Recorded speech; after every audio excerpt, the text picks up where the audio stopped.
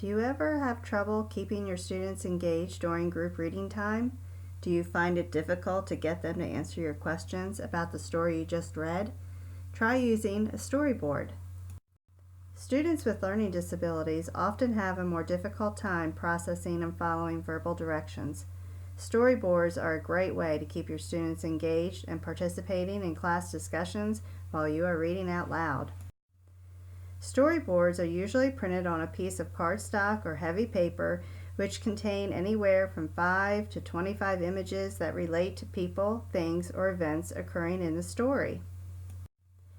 It provides a visual cue for students to follow along as you are reading, as well as a way for them to answer your questions without having to verbalize an answer.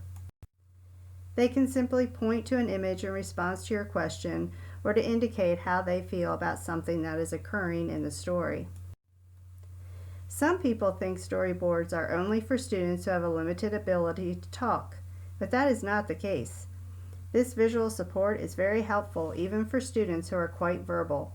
This extra level of support removes a barrier that may impede them from communicating to you what they know. Finally, there are many different ways you can use these storyboards in your lessons. They can be used as bingo cards, for example. Simply print out an extra copy and cut the symbols apart to use as calling cards. Also, by printing 2 copies, they can be turned into a picture matching task. Use 2 colored copies for identical matching, or use 1 colored and 1 black and white copy for non-identical matching. These are both great ways to reinforce the content of the story you are reading.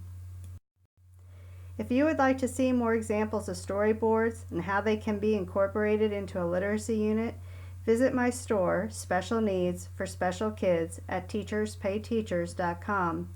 I currently have 18 literacy units available, all with storyboards provided in both color and black and white.